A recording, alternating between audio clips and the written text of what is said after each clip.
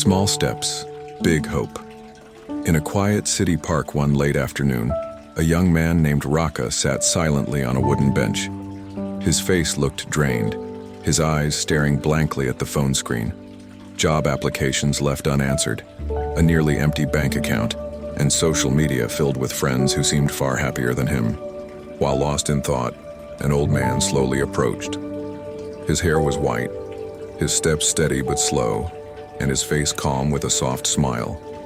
He sat at the other end of the same bench, opened a small paper bag filled with breadcrumbs, and began tossing them gently to the birds that came fluttering over.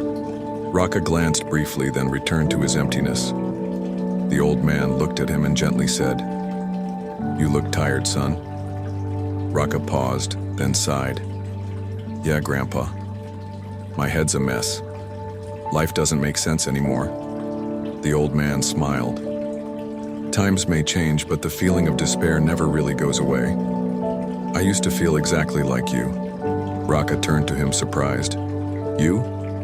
Really?" "Really?" The old man nodded. "I used to work odd jobs, sweeping the streets in the morning, helping in a repair shop at night.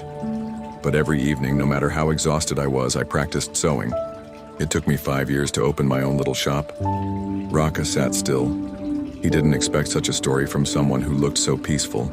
"Sometimes I feel like everything I do is useless," Raka muttered. "I try so hard and I pray, but nothing seems to work."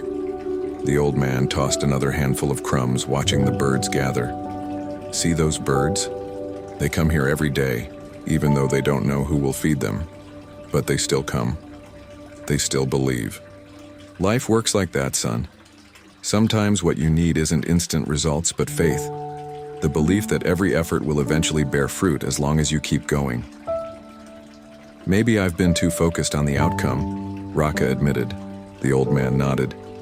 "Many people don't fail because they're weak, but because they stop too soon." Raka let out a long breath. There was a calmness he hadn't felt in a while. He looked up at the sky, now turning orange with the setting sun. "Thank you, Grandpa. I don't know if success is waiting for me yet, but I think today I'll try again. Slowly." The old man smiled warmly.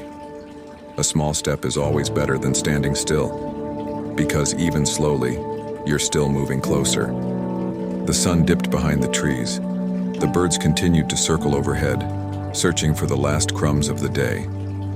And Raka, for the first time in a long while, smiled, not because all his problems were solved, but because he realized hope wasn't gone. It was just resting. Moral of the story: sometimes life doesn't reward you right away, but if you keep moving, even slowly, you will get there. Don't give up just because you can't see the result yet.